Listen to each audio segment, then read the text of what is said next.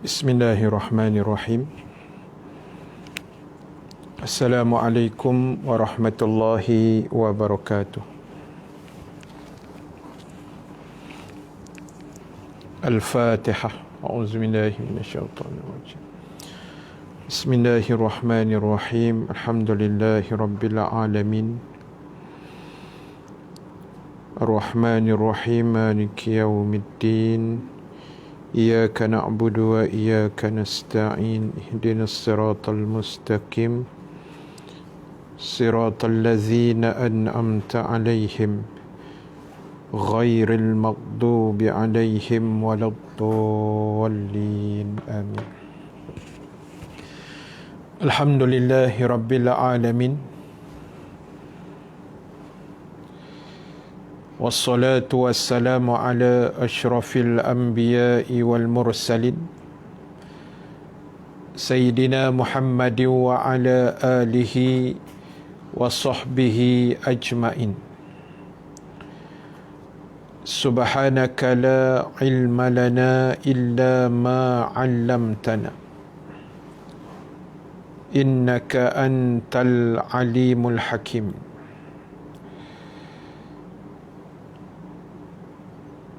Allahumma salli wa sallim wa barik ala sayyidina Muhammad sallallahu alaihi wasallam wa ala alihi wa sahbihi ajma'in, amma ba'd.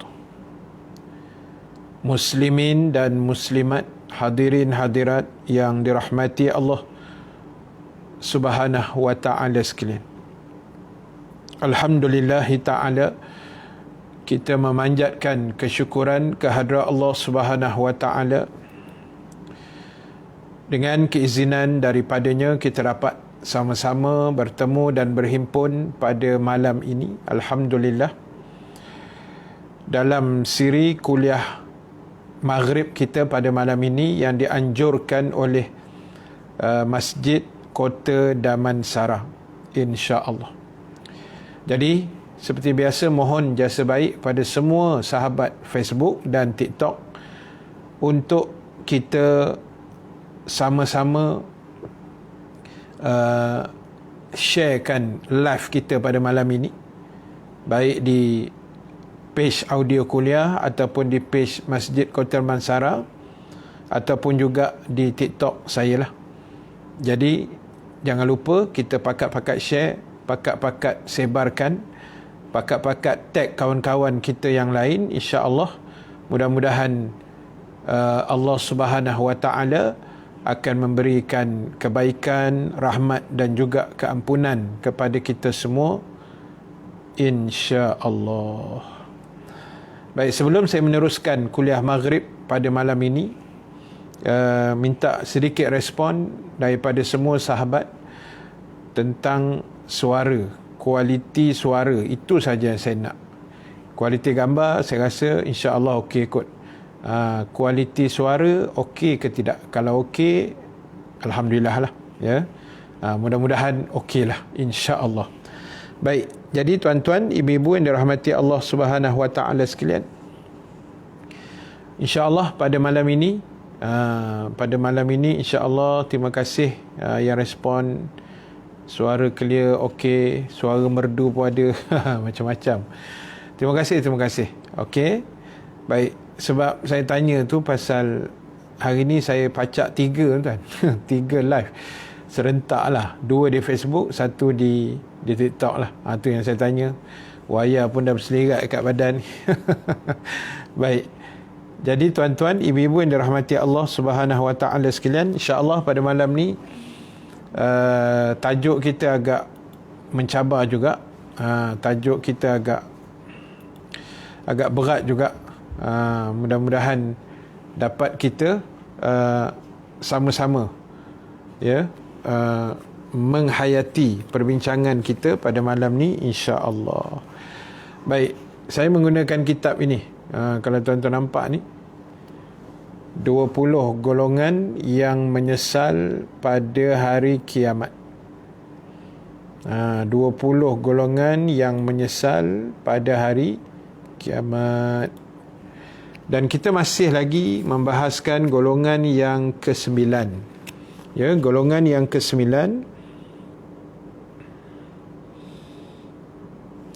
Golongan yang ke-9 iaitu durhaka kepada ibu bapa. Yang ni kita dah bincang dah bulan lepas, 29 Mei kita dah bincang kuliah saya bulan lepas secara online juga. Dan malam ni kita sambung lagi tentang tajuk seterusnya, masih di bawah tajuk besar durhaka kepada ibu bapa. Dan tajuk kecilnya ialah di antara bentuk penderhakaan itu. Apakah bentuk-bentuk yang dikatakan boleh menjadi faktor, orang kata apa, durhaka. Boleh jadi faktor durhaka. Baik, jom kita baca sama-sama. Mudah-mudahan ada kebaikan, ada manfaat yang dapat kita kongsikan bersama, insya-Allah. Muka surat 61 di bawah tajuk kecil di antara bentuk-bentuk kedurhakaan. Bismillahirrahmanirrahim.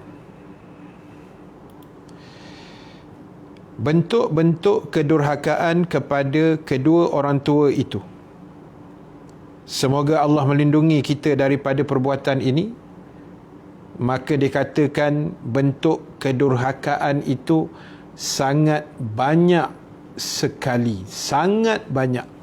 Bukan main-main, tuan-tuan. Antaranya ialah seperti yang ditulis oleh Syekh Hasan Aywa, antara ulama yang menulis tentang bentuk-bentuk kedurhakaan seorang anak kepada kedua ibu bapanya. Antaranya, jika bapaknya berdiri, dia duduk dan melunjurkan kakinya. Jika ia diajak bicara oleh bapaknya, ia mendebatkannya dan mengungkapkan kepicikan pemikirannya dan mencela pendapatnya. Kalau dia panggil, tidak dijawab. Jika ia membantu kedua orang tuanya dengan harta, ia merasa sombong dan tinggi hati. Saya berhenti takat tu dulu. Itu banyak berlaku dalam masyarakat kita. Baik, ini antara basic. Dia ada basic, tuan. Ya? Antara basic perangai yang tak baik yang saya, tuan-tuan, ibu-ibu, adik-adik, kakak semua cuba kita elakkan. Ya, kita cuba elakkan. Antaranya bila mak ayah kita berdiri, kita duduk dan lunjur kaki. Dia tertibnya minta izin, macam tu kan. Dan bila bersembang dengan mak ayah ni kadang-kadang meninggi suara. Allahu Akbar. Kalau panggil tak jawab, biasa jadi pada kita dulu. Dulu ustaz, zaman-zaman nakal dulu biasa jadi ustaz. Allahu Akbar. Kan? Jadi tuan-tuan, yalah, benda dah jadi zaman-zaman kita jahil dulu. Zaman kita degil-degil dulu. Zaman kita tak dengar cakap dulu. Maka insya-Allah kita sama-sama mohon keampunan kepada Allah Subhanahu Wa Taala supaya Allah mengampunkan dosa-dosa kita, insya-Allah, kan. Yalah, kadang-kadang biasalah sebagai anak ni kan, ada hari-hari tu naik angin tak tentu pasal kita kan. Patutnya tak boleh lah. Sebab ibu bapa ni dia punya power dia besar, tuan. Dia punya karamah dia sangat hebat, kan. Jadi kadang-kadang dipanggil tak menyaut, macam-macam tak. Dia panggil tak menyaut, lepas tu tinggi suara. Tinggi suara tu hari ni pun banyak juga jadi dalam masyarakat kita. Jadi tuan-tuan, kita kena ingat satu benda lah, ya. Kita kena ingat satu benda. Dalam hidup kita hari ni, kita ada mak ayah. Dan kalau kita dah kahwin, kita ada mertua kita. Kita ada mertua kita. Jadi tuan-tuan, bila kita ada mertua ni, dia lebih kurang level dia macam mak ayah kita sendirilah. Jadi Islam mendidik kita belajar menghormati, belajar beradab, belajar erti hormat dan jangan meninggi suara, tuan. Yalah, macam saya kata tadi, dulu-dulu kan kita meninggi-ninggi suara. Yalah, zaman-zaman remaja, zaman budak-budak, zaman tak reti apa kan, kita minta ampun, kita minta maaf dengan Allah zaman itu. Jadi hari ini kita dah sedar benda-benda macam ni, kita banyakkan istighfar, kita banyakkan minta ampun pada Allah, dan elakkan meninggi suara. Ada juga yang pernah tanya pada saya dulu. Dia kata, Ustaz, kalau kita tinggi suara sebab mungkin mak ayah kita dah tua, Ustaz, telinga dia tak apa dengar. Yang tu tak apalah kan, yang tu kita terpaksa bercakap kuat sedikit, bukan sebab durhaka kan. Bukan sebab durhaka. Itu sebab kita nak bagi mak ayah kita dengar apa mesej yang kita nak sampaikan. Sebab mungkin telinga dia dah tak apa nak mendengar, ada masalah dan sebagainya.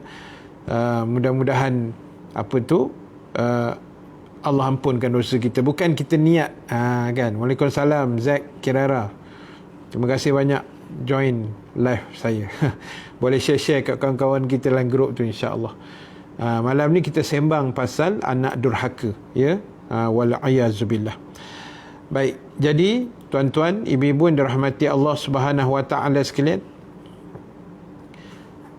jangan tinggi suara.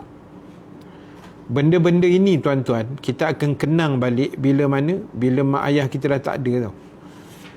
Bila mak ayah kita dah meninggal dunia, Allah ambil nyawa mereka, Allah panggil mereka, dijemput ilahi. Masa ini tuan-tuan, Allahu Akbar, baru kita teringat balik, baru kita terngiang-ngiang balik. Masa itu orang kata nak menangis air mata darah pun tak ada faedah dah, kan? Nak menangis air mata darah pun masa tu dah tak ada faedah, tuan. Nak menyesal masa tu pun tak ada faedah. Mak ayah kita pun dah tak ada kan. Jadi saya sama-sama mengingatkanlah. Sama-sama kita ingatkan bahawasanya kita yang mungkin, saya percaya dalam kalangan yang menonton ramai-ramai ni, mungkin masih ada lagi mak ayah. Mungkin ada mak ayah, saya dah tak ada dah, tuan. Mak dah meninggal tahun lepas. Arwah ayah saya pun meninggal tahun 91. Lama dah. Berapa tahun dah? 30 tahun, tuan. Saya terkata 5 masa tu. Mertua saya pun dah meninggal 6 tahun lepas. Pak mentua pun sama juga. Jadi yang masih ada, yang masih ada, tolonglah hormat mak ayah kita, raikan mereka sebaiknya, sebab itulah syurga kita di dunia ni dan di akhirat besok. Maknanya lesen kita masuk syurga terletak di situ, tuan-tuan. Terletak pada mak ayah kita, ya. Terima kasih Cik Frog. Cik Frog namanya, bagi gift dekat TikTok. Terima kasih banyak. Macam mana Kak Azhar boleh masuk live masjid? Audio kuliah pun kita ada buat juga, kan? Jadi tak apalah, masuk mana-mana pun serupa je, orang yang sama, penceramah yang macam ni juga. Tuan-tuan masuk page masjid ke, page audio kuliah ke, TikTok saya ke, penceramahnya sama je, saya seorang je. Bawa-bawa tenang, insya-Allah. Allahu Akbar. Mak dengan ayah saya ada lagi, Ustaz, alhamdulillah. Tu saya kata, terima kasih Ustaz Adi Talha juga menjenguk-jenguk live saya malam ni. Terima kasih, Ustaz. Baik, jadi tuan-tuan, ibu-ibu yang dirahmati Allah, ini bendanya termasuk tadi dia kata meninggi suara. Kan, meninggi suara. Lepas tu kalau panggil tak berjawab. Allahu Akbar, tuan. Tolong hargai. Orang kata susah senang mak ayah kita nak membesarkan kita, tuan. Nak mendidik kita, ini bukan cerita senang. Kita ada anak tak ramai tau. Mungkin dalam ni ada yang ramai lah. Orang dulu kan ramai anak. Kita yang dalam ni mungkin 3, 4, 5 orang lah paling tinggi anak kita, kan. Itu pun orang kata dah separuh nyawa dah, Ustaz. Kan. dah macam hilang sabar dah ustaz. Kan, naik angin manjangnya tambah PKP ni. Kan, jadi tuan-tuan, bayang mak ayah kita membesarkan kita 8 beradik, 10 beradik. Kan, kalau saya tak adalah ramai sangat, 13 beradik. Allahu Akbar. Ya, 13 beradik tuan. Bayang mak ayah kita ni mendidik kita berbelas orang anak.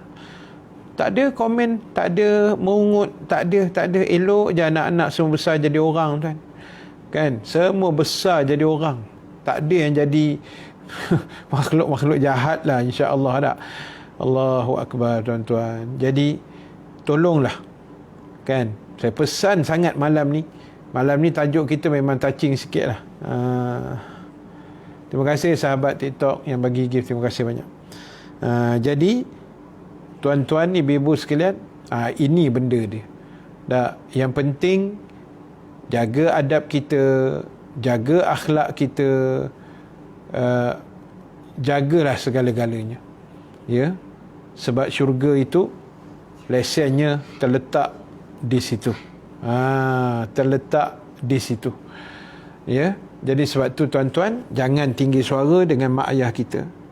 Kemudian bila dah bantu mak ayah dengan harta, dia rasa sombong. Oh, yang ni paling bahaya tuan.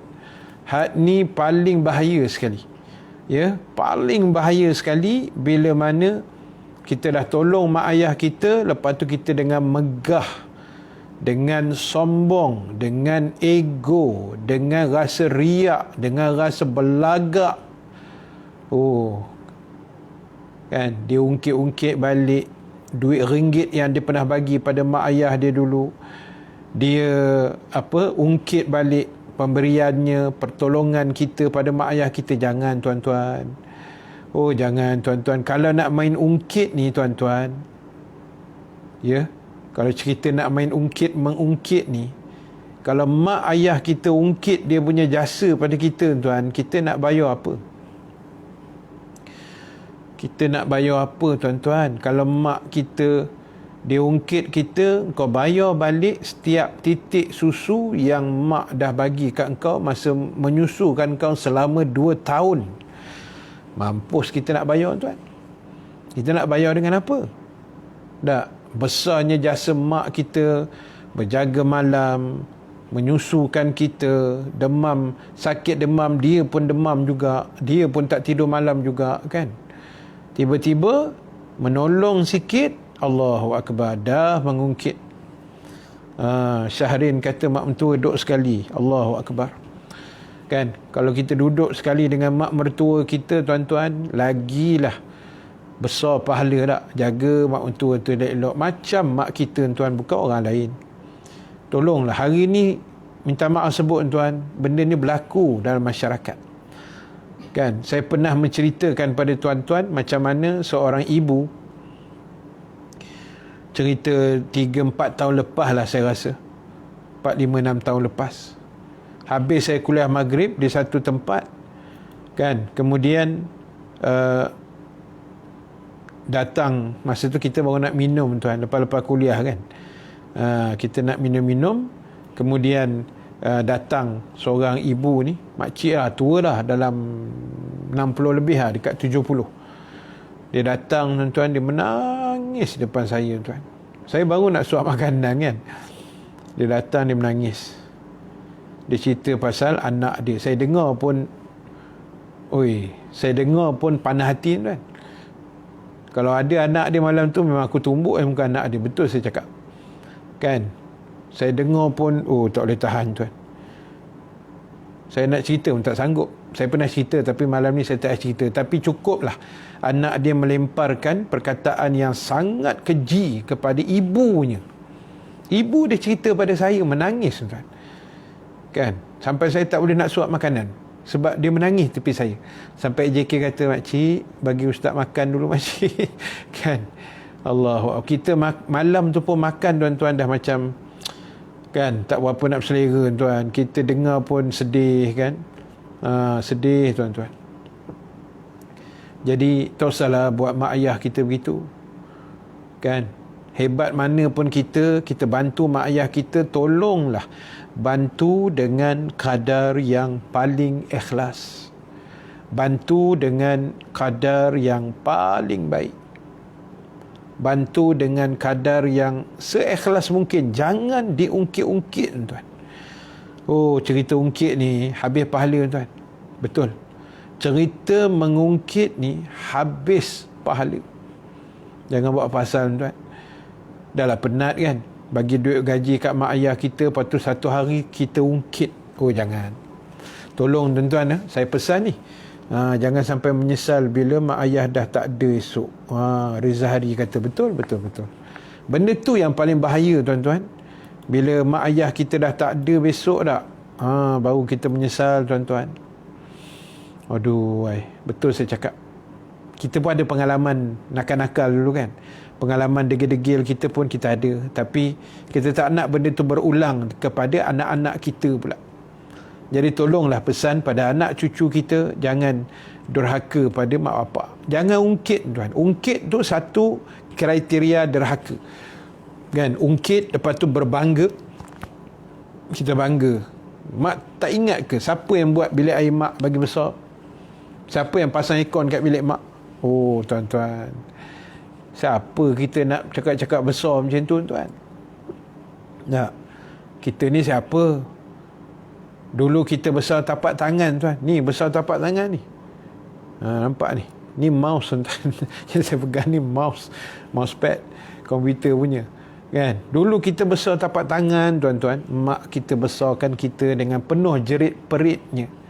Tiba-tiba besar kita kurang ajar macam tu kan. Memang tak patut, tuan. Memang di label anak durhaka lah. Allah tak mau cerita banyak, tuan. Benda-benda macam ni Allah tak mau cerita banyak. Kau lawan je mak ayah kau, kau tak dengar cakap mak ayah kau, kau angkat suara sekalipun, habis. Wali'ayazubillah. Allahu Akbar. Jadi tuan-tuan, jangan tinggi suara dan jangan ungkit. Boleh dapat no? Jangan ungkit, tuan, ya. Jangan ungkit, tuan. Kalau ungkit habis kita. Baik. Lagi apa? Sambung lagi. Dia kata membantu kedua orang tuanya dengan harta, ia merasa sombong dan tinggi hati. Macam tadi ya. Bila kita dapat bantu mak ayah, kita rasa macam, oh hebat, mak ayah aku ni kalau aku tak bantu, lingkup ni orang tua ni. Jangan, tuan-tuan. Tolong jangan cakap dan melintas dalam hati kita perkataan-perkataan sedemikian rupa. Jangan, tuan-tuan. Kan, kita bercakap pun tak boleh. Fala takullahuma uffin. Jangan kamu herdik keduanya dengan ke apa sekalipun. Jangan. Tambah meninggi diri pula. Mak lupa ke. Macamlah dia tu hebat sangat tak. Jangan, tuan-tuan. Minta maaf, malam ni kuliah kita memang ramai yang terkena ni. Saya pun terkena juga sebenarnya. Kan, kita ni macam itulah. Jadi tuan-tuan jangan ambil hati ya. Saya sebut malam ni benda ni untuk kebaikan kita bersama. Sebab saya baca kitab, tuan. Saya bukan reka-reka sendiri. Saya baca kitab. Saya bukan mereka cipta, tak ada. Saya baca kitab. Jadi dia kata memberi dengan hati yang penuh kesombongan. Jangan. Baik, seterusnya, jika memenuhi keperluan orang tuanya, ia ingin mengendalikannya dan merasa kuat. Ia membelakangi kedua orang tuanya ketika mereka sedang mengajaknya bicara dan memberi isyarat kepada keduanya dengan sinis kalau ia tidak menyetujui perkataan mereka. Ini adab, tuan-tuan. Adab bila kita bercakap dengan ibu bapa kita, bila mak ayah kita panggil kita. Ini semua adab yang kita dah belajar sebenarnya sejak dari kecil. Tak apa Ustaz, tak ambil hati sebab ini untuk ingatan dan pengajaran untuk semua. Terima kasih Fida daripada Amerika Syarikat, ya. Jadi tuan-tuan, betul, kita remindkan sama-sama. Dan saya pernah pesan dah dulu kan, ustaz saya masa di sekolah dulu, tuan-tuan, saya sebutlah namanya, Fadil Ustaz Jaiz Kamus, Ustaz Mat Jaiz bin Kamus, iaitu adik kepada arwah Datuk Ismail Qamus. Adik arwah Datuk Ismail Qamus lah. Dia ustaz saya masa di sekolah Kuala Kubu dulu. Masa saya form 6, lower 6, upper 6 dulu. Jadi dia selalu sebut dalam kuliah maghrib dia, tuan. Bila ending je kuliah maghribnya, kita duduk asrama, tuan, di Kuala Kubu kan. Yang lagu Sudiman apa, tulis nama atas batu kan. Kalau pergi Kuala Kubu, tulis nama atas batu. Macam tu lah kot. Lagu Sudiman kot. Jadi tuan-tuan, tiap kali habis kuliah, ending kuliah tu, beliau akan sebut. Dia kata, apa yang ustaz sebut pada anda semua hari ini, kalau anda terasa hati, anda terguris hati dengan apa yang ustaz sampaikan, ustaz tak perlu minta maaf. Dan tolong jangan marah ustaz, dia kata. Saya pegang kata-kata tu. Sebab apa dia kata? Sebab jangan marah ustaz. Bila ustaz ceramah, kita terasa hatilah. Macam malam ni kan, saya ceramah, mungkin ada yang terasa lah. Memang akan ada yang terasa. Kan? Akan ada yang terasa. Dia akan rasa, ustaz ni macam Kenan kat aku je. Ustaz ni macam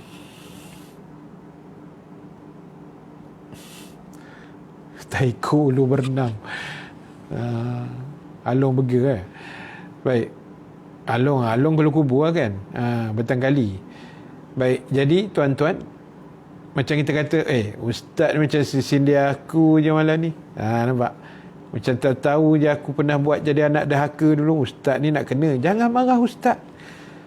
Sebab macam ni, ustaz saya pesan, bila kita dengar ceramah, hati kita terasa ni. Uish, malam ni ceramah padu teruk kena hempuk kau punya dengan Ustaz Rahim. Contoh ada. Kita terasa benda tu. Sebenarnya, jangan marah kat ustaz tu, patut terima kasih kat ustaz tu. Sebab apa? Sebab bila kita dengar ceramah, hati kita tersentuh, hati kita terasa. Sepatutnya terima kasih kat ustaz yang ceramah tu, dan sepatutnya lebih hebat lagi bersyukur kepada Allah Subhanahu Wa Taala. Kerana apa? Kerana itulah petanda hati kita masih hidup. Betul tak? Maknanya tuan-tuan, bila tuan dengar ceramah siapa, bukan ceramah saya je lah, ceramah mana-mana penceramah sekalipun, kita dengar je tak terasa. Weh, ustaz ni macam tembak aku je, ustaz ni macam peli aku je. Terasa. Syukur pada Allah, terima kasih pada ustaz yang ceramah tu, sebab itulah tanda hati kita masih hidup. Sebab kita berasa tu, itu petanda hati kita masih hidup. Kalau dengar ceramah tuan-tuan tak berasa sebutir habuk, itu maknanya apa tu? Hati kita dah nak mati, tuan. Bila saya cerita malam ni pasal anak derhaka, dia kata apa? Ini ustaz tembak geng lain, bukan kita okey semua. Dia tak mengaku, tuan-tuan. Bak kata Irma, hati yang dijentik. Gitu kan? Betul. Ustaz ni kerja jentik. Kadang naik angin ustaz bukan jentik, ambil hammer, tang sekali. Ketuk kepala sekali tak? Bukan main jentik je dah. Ada hari-hari tak tentu arah tu, ambil hammer, bam sekali. Ambil penyapu, libas sekali belakang tak? Contoh. Allahu Akbar. Ramai anak yang berkahwin abaikan ibu bapa kerana mendengar cakap pasangan yang tak suka mertua. Kak Habibah kata. Betul? Banyak kes kan berlaku hari ni. Bila kahwin, dengar cakap bini. Bukan tak boleh dengar cakap bini, tapi kadang-kadang tak boleh dengar cakap laki, tak boleh dengar cakap bini. Tak boleh dengar kan. Yang baik tu kita dengar. Tapi kadang-kadang benda tu menjadi satu faktor meminggirkan mak ayah. Yang tu yang salah. Kita nak dengar cakap bini ke, nak sayang bini hebat macam mana, bismillah, dipersilakan. Itu pasangan hidup kita yang Allah takdirkan. Tapi jangan abaikan ibu bapa. Jangan abaikan mak ayah. Kita dah kahwin ke, tak kahwin ke, belum kahwin ke, dah kahwin bercerai ke, mak ayah tetap mak ayah kita. Jangan buat pasal, tuan. Jangan cari pasal. Jangan buat benda-benda yang tak berfaedah macam tu. Rugi pahala kita habis, tuan. Allahu Akbar. Kalau terjentik hati, maknanya dalam hati kita masih ada iman. Betul Syu? Betul sangat-sangat. Ya. Jubah ustaz sama color dengan monitor. Cikgu, jangan macam-macam cikgu. Cikgu Adi jangan macam-macam sangat. Sama pula, aku pun tak perasan. Kan, tapi geng ni tak nampak lah. Yang boleh nampak geng masjid punya page saja. Geng lain tak nampak. Itu telah disakakan. Yang ni tak nampak lah. InsyaAllah. Allahu Akbar. Baik, jadi tuan-tuan, tolong jangan rasa hebat. Jangan bila kita menyembang dengan mak ayah kita, kita membelakangi mereka. Orang Melayu ajar kita kan, orang tua kita ajar, jangan memotong cakap orang tua kita. Kalau teruk sikit, menyampuk pun jangan. Ingat kita dulu kan, apa ni menyampuk orang tua bercakap, pergi jauh, duduk diam. Nampak mak ayah kita marah kita. Adab kan, daripada kecil kita diajar jangan menyampuk, jangan. Yalah, orang tua menyembang, kita budak tiba-tiba masuk. Mana masuk cerita dia tuan? Cerita dia tak masuk kan. Orang tua-tua tengah bercerita masalah negara, kita cerita pasal kartun Doraemon, mana masuk tuan? Itu yang kena marah. Adab tu telah dididik sejak kita kecil tuan, sejak kita kecil, dan kita pegang sampai hari ni kan. Kita pegang sampai hari ni. Jadi sebab itulah tuan-tuan, tolonglah ambil iktibar, ambil perhatian. Jangan kita melakukan perkara yang sedemikian. Ya? Maknanya jangan derhaka lah tuan-tuan. Dah terlampau banyak dah isu anak-anak derhaka ni. Terima kasih sahabat yang bagi gift di TikTok. Isu anak derhaka ni dah terlalu banyak. Dan apa kita panggil, ibarat macam berleluasa, dah jadi virus tuan. Anak derhaka ni dah banyak sangat dan menjadi virus. Ilmu yang disampaikan oleh guru umpama air yang menyiram pokok yang layu, selepas siram air akan jadi segar. Betul. Jadi tuan-tuan, maknanya itulah ilmu yang ustaz-ustaz curahkan. Maknanya dia akan menyegarkan hati. Itu yang Rasulullah sebut pun, suruh duduk dalam majlis para alim ulama, supaya hati itu jadi segar. Dengan ilmu kita jadi seronok, hati kita jadi segar, hati kita jadi, orang kata, refresh balik. Kan.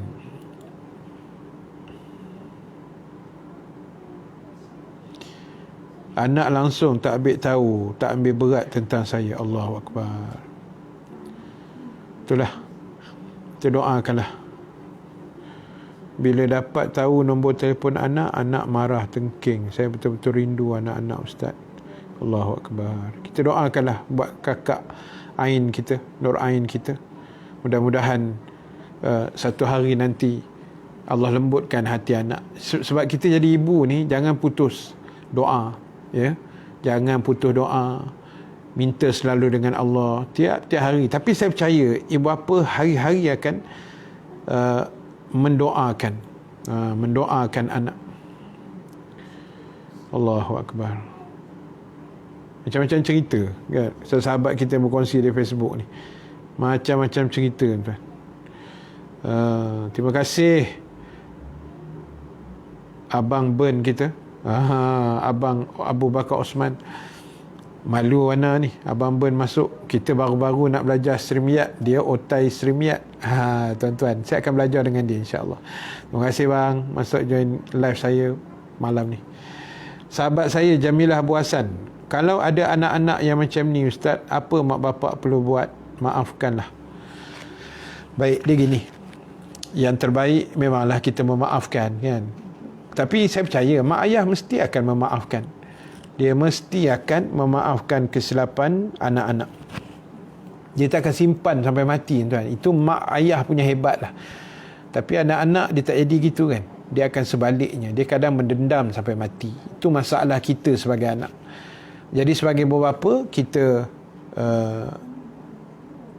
doakan saya jadi anak yang berbakti ustaz insya-Allah. Amin. Sama-sama kita. Jadi tuan-tuan, kita maafkan dia dan kita cuba memperbetulkan Tapi saya percaya mak ayah ni kat mana pun dia akan mengaku dia salah. Percayalah tuan-tuan. Jarang mak ayah kita kata engkau punya pasal lah ni, bla bla bla bla. Tak ada. Tak apa, ini salah mak, ini ayah punya silap, ayah minta maaf. Orang tua kita pula tuan minta maaf dengan kita tuan. Allahu Akbar. Punya tawaduknya mereka, punyalah nak menjaga hati anak jangan terguris tuan. Tiba-tiba kita pula, Allah kan, kita pula yang mengguriskan hati orang tua kita tuan. Tak keteruk nama anak macam ni lah. Oh jangan tuan-tuan. Sebab itulah apa yang kita buat hari ni, dia menjadi satu rotation, satu pusingan yang Allah boleh bayar cash. Allah boleh bayar cash tuan. Kak Naimah Osman kata kena rasa bersyukur pada Allah dan terima kasih pada ustaz yang beri nasihat yang baik. Hari ini ramai anak durhaka pada ibu bapa. Nampak? Tajuk tu saya kata, tajuk hari ni dia macam berat sikit sebenarnya, tapi dah ini tajuk yang saya kena share kan. Jadi saya kena cerita tuan-tuan. Saya kena cerita kan. Jadi itulah kita, saya faham bila kita bincang macam-macam tuan yang bergaduh dengan mak 27 tahun lah apa macam-macam ni yang komen-komen ni. Nampak benda ni berlaku tuan dalam masyarakat kita kan. Jadi kita ambil kesimpulan macam ni lah. Apa pun yang berlaku tuan-tuan, kita istighfar banyak-banyak. Kita istighfar kepada Allah Subhanahu Wa Taala, dan yang paling penting ialah kita minta ampun dengan Allah dan minta maaf, minta ampun juga dengan kedua ibu bapa kita. Baik, kita bercerita ni tentang anak. Nampak? Saya baru nak sebut, Haji Ghazali dah sebut. Mak ayah juga rasanya kena ada muhasabah diri, banyak istighfar dan mohon ampun. Betul? Maknanya dua-dua pihak lah. Tapi sebab kita bercerita soal anak derhaka kan, tajuk kita malam ni anak derhaka. Itu yang poin dia lebih pada anak. Tapi memang saya pun dah terfikir saya akan sebut benda yang Haji Ghazali sebut tadi. Maknanya kita juga kadang-kadang ada salah silap kita dengan anak. Mungkin kurangnya pendidikan, mungkin kurangnya kasih sayang.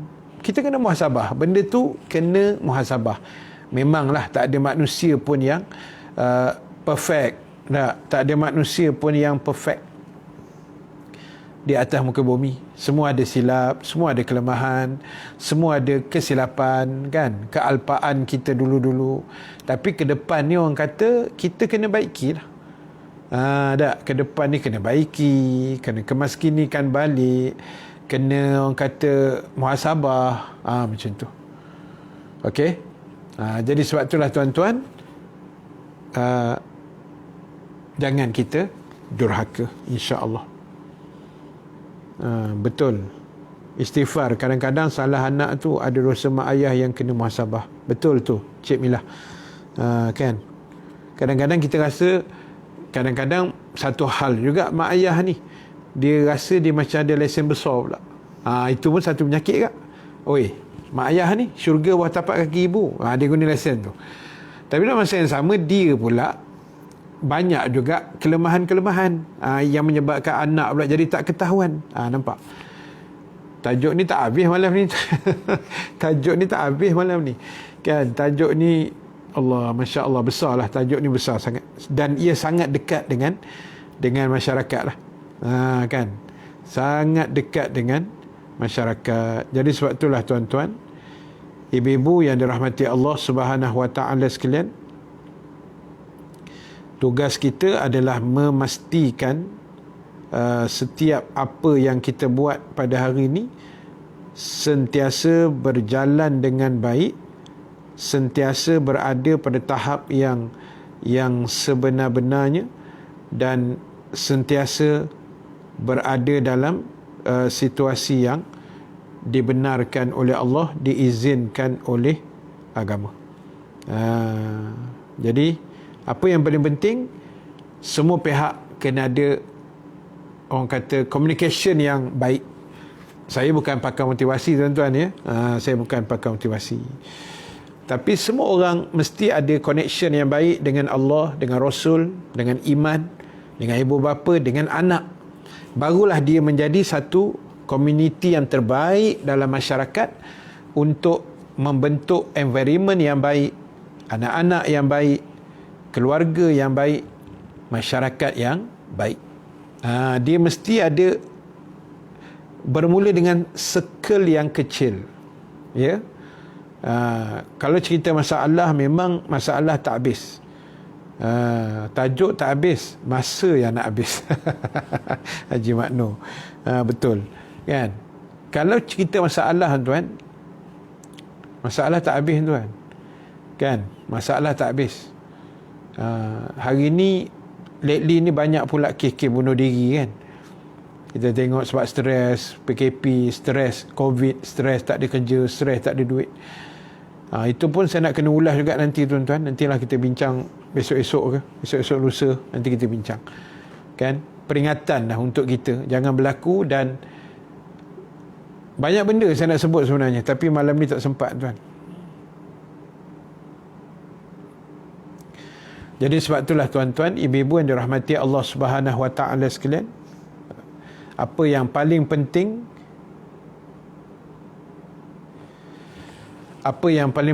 adalah tugas kita belajar, cari ilmu, fokuskan pada identiti kita. Oh, aku ni anak. Contoh gitu tak? Aku ni anak. Apa tanggungjawab aku kepada anak aku, kepada ibu bapa? Ataupun aku ni ibu bapa, apa tanggungjawab aku kepada anak-anak? Mesti kena ada toleransi, mesti kena ada kesungguhan, mesti kena ada muhasabah diri, check and balance. Boleh? Check and balance tuan-tuan, mesti kena ada. Kena ada check and balance. Kalau tidak, apa pun tak boleh. Hidup kita akan jadi musnah. Sebab yang paling utama anak lah. Ibu bapa lah kan. Tapi bagi kita, anak-anak, betul, sebelum PKP dah banyak kes bunuh diri, cuma tak digembar-gembor. Beribu dah tuan, daripada tahun lepas kan. Jadi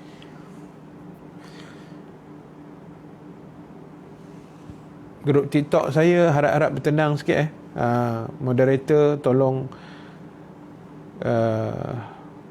kawal-kawal lah apa yang terbaik, insya-Allah. Nampak ada komen-komen kat situ tu. Baik, jadi apa pun tuan-tuan, ibu-ibu yang dirahmati Allah, pastikan apa yang kita buat berada pada track yang betul. Ingat, aku anak, aku ada mak bapak, dan kalau ada rezeki, panjang umur, aku juga berkahwin, ada zuriat, aku juga akan ada anak. Dan orang kata apa, what you give, you get back, apa ke benda entah, lebih kurang macam itulah kan. Apa yang anda bagi, anda akan dapat balik. Jadi itu ceritanya. So maknanya apa yang kita buat hari ni, itulah yang kita akan dapat nanti. Kan. Allahu Akbar. Saya juga menjadi anak, suami dan bapa yang soleh, alhamdulillah. Itu yang kita nak, kan. Maknanya kita tahu tanggungjawab kita. Kita tahu tanggungjawab kita. Kita tahu niat kita. Kita tahu apa yang kita buat. Kita tahu hal tuju kita. Dan itu saya kata tadi, mak ayah pun kena ambil tahu peranan masing-masing, anak-anak kena ambil tahu peranan masing-masing, dan dua-dua kena ada communicate yang jelas dan terang. Tak boleh ada sembunyi-sembunyi. Dia bila ada saja sembunyi, maknanya itulah yang akan merosakkan hubungan kita. Tak kira hubungan suami isteri ke, hubungan adik-beradik ke, hubungan mak dengan anak, ayah dengan anak, anak datuk dengan cucu ke. Kalau ada benda yang disembunyikan, yang orang kata tak clear, benda yang tidak jelas, benda yang sepatutnya jelas tapi tidak di-clearkan, atau komunikasi yang kita panggil yang tidak jelas. Contoh macam selalu saya sebut, ini contoh saja kan, suami isteri di rumah, suami bekerja. Ini contoh contoh komunikasi yang tidak jelas. Petang laki telefon isteri, Assalamualaikum yang, Waalaikumsalam, abang nak balik ni. Okey bang. Ni dialog contoh tak, nak balik bang, abang nak balik ni. Okey bang, itulah, tapi hari ni abang letih Suami dia telefon dekat pejabat ni, nak on the way nak balik, tapi suami dia bagi hint, abang letih sangat hari ni. Isteri pula menjawab, ya bang, ayang pun hari ni seharian mengemas dapur, gedebuk. Ayang pun letih sangat lagi ni bang. Okey yang, bye katanya. Poin dia apa? Poin pertama, dua-dua mengisytiharkan dirinya letih. Suami pun kata letih, isteri pun kata letih. Poin yang kedua ialah dua-dua tidak jelas. Apa matlamat si suami bercakap dia letih? Apa poin dia nak beritahu sebenarnya? Dan apa juga poin yang isteri nak beritahu, yang dia mengatakan dia letih? Nampak? Okey? Mohon share poin-poin yang kita sebut ni tak? Nampak? Jadi tuan-tuan, poin tu tak jelas tuan. Sebenarnya suami dia telefon bini, bila dia kata, yang abang nak balik ni tapi abang letih betul lah hari ni, dengan niat dia sebenarnya dia nak balik rumah dan dia berehat, dan makan malamnya itu adalah di rumah sebab dia dah letih. Boleh dapat? Okey. Kemudian isteri pula jawab, itulah bang, ayang pun letih lah hari ni, dengan harapan suami dia faham hari ni dia tak payah masak makan malam, dia nak makan di luar. Yang suami pula faham, dia nak makan di rumah, tak larat nak keluar dah pasal letih. Yang isteri pula cakap dia pun letih juga, dengan harapan dia nak makan di luar, tak larat nak masak. Nampak tak? Miscommunication yang berlaku dekat situ, yang menyebabkan akhirnya dua-dua huru-hara tuan-tuan. Nak keluar pun tak larat, duduk rumah pun tak ada makanan. Itu jadi lepas tu bergaduh. Nampak? Itu dipanggil komunikasi yang tidak jelas. Jadi kalau bercakap tu, bisa-bisa jelas dong. Kan? Kalau ngomongnya bisa jelas. Tak, beritahu je, yang abang letih ni nak balik, tak larat lah nak makan luar hari ni kan, kita makan kat rumah je lah. Cakap je terang-terang. Okey bang, tapi itulah, ayang pun letih juga ni, kalau boleh on the way balik kan abang singgah beli, lepas tu kita makan kat rumah. Kan clear kan? Masa muka pun tak, bergaduh pun tidak, makan pun happy-happy, makanan pun ada. Nampak? Tapi bila tidak jelas, itulah ropenya. Orang Perak kata, itulah ropenya yuk, kata je. Nampak? Jadi tuan-tuan, ibu-ibu sekalian, itu yang saya boleh share sikit untuk malam ni kan. Perenggan berikutnya nanti kita akan baca 29 apa? Julai. Sebab jadual saya masjid Kota Damansara ni sebulan sekali, setiap 29 hari bulan, setiap bulan. Yang ada 29 lah. InsyaAllah. Baik, jadi sebelum saya tamatkan live saya dekat page masjid, yang dua lagi ni kena tunggulah, sebab kita akan sambung dengan surah Al-Mulk sebentar nanti. Kita akan sambung membaca Al-Mulk sekejap, tapi saya nak habiskan dulu dekat page masjid. Jadi sebelum sebelum saya mengakhiri kuliah kita pada malam ni, betul, bab kata arwah Piramli cakap biar terang. Betul lah, Piramli dah ajar lama. Kan? Jangan cakap straight to the point. Betul. Terima kasih Siti Maizura. Kan? Cakap tu biar jelas, jangan selindung-selindung gitu. Letih kita. Okey, baik, macam ni.